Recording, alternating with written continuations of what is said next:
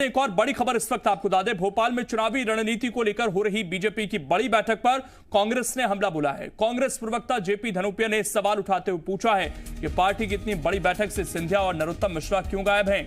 उन्होंने कहा कि बीजेपी को सिंधिया का चेहरा सामने करने पर चुनाव हार जाने का डर है। इसके साथ ही उन्होंने सवाल किया कि ग्वालियर चंबल में हुई बीजेपी की रैलियों में भी सिंधिया को अलग थलग किया गया था। उन्होंने कहा कि बीजेपी ने अपने नेता नरोत्तम मिश्रा को भी ग्वालियर की रैलियों में नहीं बुलाकर अपमानित किया था। वहीं कांग्रेस के तंज पर बीजेपी ने पलटवार करते हुए कहा कि दोनों नेता जहां हैं पार्टी के काम पर हैं। कांग्रेस गुटबाजी के आरोप लगाती रहे, हम अपनी रणनीति पर काम करते रहेंगे। आमतौर पर जो अपने आप को सरकार गिराकर भारतीय जनता पार्टी की सरकार बनाने का हुंकार भरते थे नरोत्तम मिश्रा जी, जो प्रदेश के गृह मंत्री हैं, वो किसी उत्तर प्रदेश के किसी गांव में पर्यटन कर रहे हैं, घूम रहे हैं और जिनकी वजह से सरकार आज बन सकी। कांग्रेस पार्टी के साथ धोखा करने वाले ज्योतिरादित्य सिंधिया पता नहीं कहाँ है, किसी भी मीटिंग में उनकी उपस्थिति कोई दर्ज नहीं हो रही है, न ग्वालियर में, न शिवपुरी में, न भोपाल में। तो जो ऑपरेशन लोटस की बात करने वाले जो लोग थे ना, इनके चेहरे साफ उजागर हो गए। माननीय नरोत्तम मिश्रा जी एवं माननीय ज्योतिरादित्य सिंधिया जी दोनों हमारे पार्टी के नेता हैं और वे आज दोनों जहां भी है वहां पर पार्टी की रचना के अनुसार पार्टी के काम पर है और उनकी उपस्थिति, उनकी अनुपस्थिति ये माननीय प्रदेश अध्यक्ष जी के संज्ञान में है। और हमारे संवाददाता संदीप इस वक्त जुड़ गए हैं ज्यादा जानकारी के साथ। संदीप, दो बड़े नाम लिए हैं कांग्रेस ने और जिस तरीके की बयानबाजी हो रही है, किस तरीके से इसे देखा जाए, क्योंकि आज भी बड़ी बैठक है, सारे लोग आए हैं, लेकिन कांग्रेस का यह कहना है कि नरोत्तम मिश्रा और ज्योतिरादित्य सिंधिया आखिर गायब क्यों हैं। बिल्कुल संदीप के पास हम चलेंगे, अभी संपर्क उनसे टूट गया है और बीजेपी ने हालांकि इसका जवाब दिया है। बीजेपी ने कहा कि वो लोग अपना काम कर रहे हैं।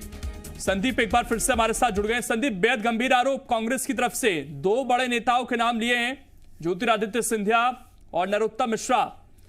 ये कहना है कांग्रेस का कि इनको अलग किया जा रहा है, पार्टी की जो बड़ी बैठक है उनमें ये लोग हिस्सा नहीं ले रहे हैं। देखिए, वाकई ये बेहद चौंकाने वाली बात है कि आज की जो मीटिंग थी वो विधायकों और सांसदों के लिए थी और सांसदों की कैटेगरी में सिंधिया भी आते हैं और इसी कैटेगरी में नरोत्तम मिश्रा भी आते हैं। सरकार के जो दूसरे दीगर मंत्री हैं वो तक इस बैठक में है।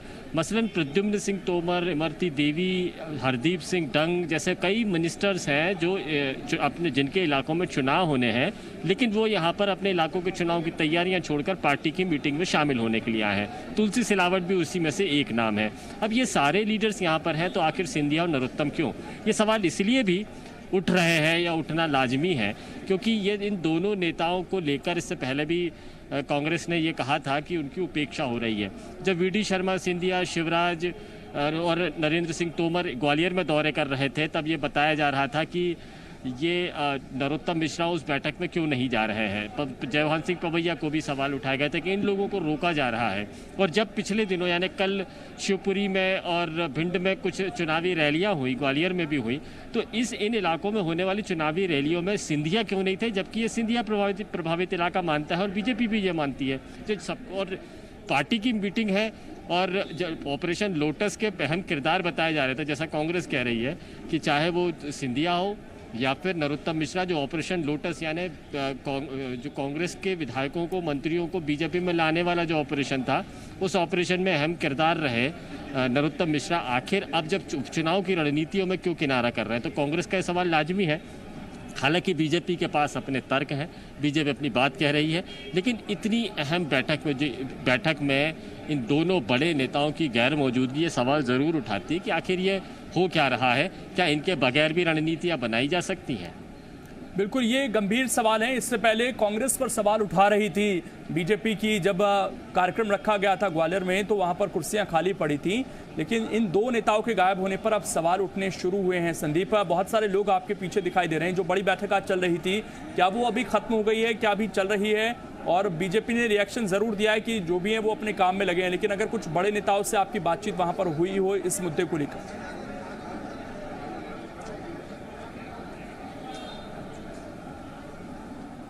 देखिए, बैठक तो ये ख़त्म हो गई है। मैं आपको नज़ारा भी दिखाता हूँ कि बैठक ख़त्म होने के बाद में ये पार्टी के जो लीडर्स हैं वो निकल कर किस तरह से अब जा रहे हैं। मुख्यमंत्री शिवराज सिंह चौहान इस बैठक से रवाना हो चुके हैं। वी डी शर्मा भी पार्टी की बैठक में ही है, और जो दूसरे विधायक और मंत्री हैं वो अब भी धीरे धीरे रवाना हो रहे हैं। बैठक पूरी तरह से ख़त्म हो चुकी है, और इस बैठक की अहम बात यह है कि सभी विधायकों, मंत्रियों को और सांसदों को उपचुनाव क्षेत्र की जिम्मेदारी दी गई है।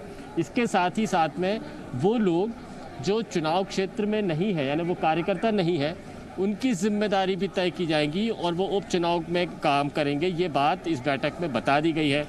ये बड़े तौर पर चीज़ ये कही गई है, ख़ासतौर पर पार्टी संगठन के द्वारा, कि ये चुनाव जीतना बहुत ज़रूरी है।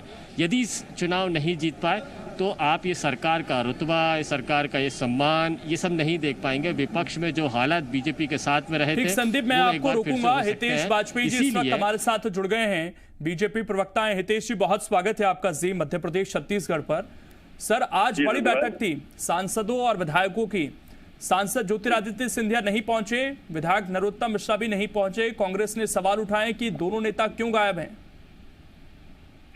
देखिए, मुझे लगता है सिंधिया जी दिल्ली में हैं, हम सब जानते हैं, और उनकी बैठकें लगातार चल रही हैं ओवरऑल प्लानिंग को लेके। जो होना है ग्वालियर चंबल महत्वपूर्ण है, और नरोत्तम जी भी आपको ध्यान हो 3 दिन के हमेशा प्रवास पर रहते हैं अपने क्षेत्र को लेकर, तो कोई इतना बड़ा विषय नहीं है। तो मुझे लगता है कि कांग्रेस को गिनती ये करना चाहिए कि हम जब बुलाते हैं बैठक तो कितने लोग आते हैं, ये बहुत महत्वपूर्ण है, और वो बुलाते तो कितने आते हैं। बाकी सिंधिया जी तो उनको छोड़कर ही आए, ये बहुत महत्वपूर्ण है। और आपको बता दें, सिंधिया जी के जो बाकी 15 विधायक समर्थक अभी कांग्रेस में हैं, कांग्रेस उनकी चिंता करे। तो अभी तो कांग्रेस को बहुत धड़ाधड़ गिरना है साहब, अभी तो बाकी है। आप सोचो, इस बैठक से ही वो घबरा गए, और इस बैठक में संख्या देख के घबरा गए, तो स्वाभाविक है कि हितेश जी, मैं आपको रोकूंगा। इस वक्त कांग्रेस नेता और राज्य पिछड़ा वर्ग आयोग के अध्यक्ष जेपी धनोपिया जी हमारे साथ जुड़ गए हैं फोन लाइन पर। उन्होंने आरोप लगाए हैं। जेपी धनोपिया जी, अभी हितेश वाजपेयी जी को आप सुन रहे होंगे, उन्होंने ये कहा है कि इतनी चिंता मत कीजिए बीजेपी की, और जिन लोगों के नाम आपने लिए नरोत्तम मिश्रा और सिंधिया के, वो अपने काम में लगे हुए हैं। आप अपनी पार्टी की चिंता ज्यादा कीजिए। इस तरह की बीजेपी की तरफ से बयान आए आपके बयान के बाद। देखिए लोकेन जी, बात तो सही है कि भारतीय जनता पार्टी की घबराहट कितनी ज्यादा है, इससे अंदाजा लगा सकते हैं कि चुनाव आयोग को मुख्य सचिव से और जिला कलेक्टर से रिपोर्ट भिजवा दी कि बाढ़ भी बहुत आई है, कोरोना भी बहुत, ऐसे चुनाव को बढ़वाया जाए। इससे आप अंदाजा लगा दीजिए इनकी जमीन कहाँ है, खिसक गई है इनकी जमीन, इनके पास में अब कुछ भी बचा नहीं है। ज्योतिरादित्य सिंधिया का चेहरा उजागर हो चुका है, लोगों के सामने एक्सपोज हो गए, तो उन्होंने अपने हितों के साधने के लिए जिस तरह से जनता के साथ धोखा किया है और विधायकों के साथ सेवा की है, सौदेबाजी की है, आज परिणाम यह है कि भाजपा पार्टी ने वो किनारे कर दिया है। भाजपा को मालूम है कि ऐसा व्यक्ति धोखा देकर आया है, कल फिर धोखा देकर जाएगा, तो उनको सब कर दिया है। उन्हें मालूम है कि सिंधिया जी को साथ रखने से पार्टी के हाथ पे है। इसलिए आज जो हालात बन रहे हैं, नरोत्तम मिश्रा चूंकि शिवराज सिंह चौहान के बिल्कुल प्रतिद्वंदी है, वो स्वयं मुख्यमंत्री बनने की दौड़ में थे, बना इनको दिया गया, तो सारी की सारी बातें साफ हो रही है कि भाजपा में कुछ भी अच्छा नहीं चल रहा है। भाजपा की उल्टी गिनती शुरू हो गई है, और आने वाले समय में आप देखेंगे भारतीय जनता पार्टी निश्चित रूप से उपचुनाव द्वारा सत्ता में दिखेगी नहीं।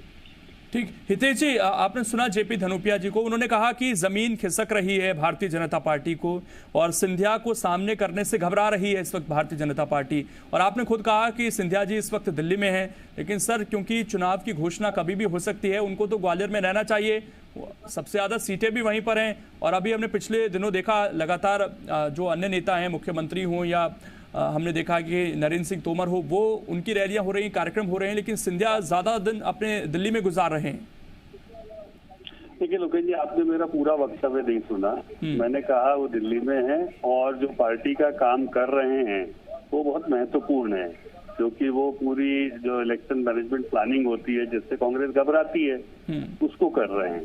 और आपको पता होगा कि पिछली बार जनरल इलेक्शन में भी वो कैंपेन कमेटी के अध्यक्ष थे कांग्रेस के, तो स्वाभाविक है कि उनका काम अलग है। और यही कारण है कि धनोपिया जी जो हैं, वो उनको यही चिंता लग रही कि ये दोनों कर क्या रहे हैं। अब इनको क्या बताएं कि आप घर से बाहर निकलोगे तब तक आपकी चूल्हे हिल चुकी होंगी।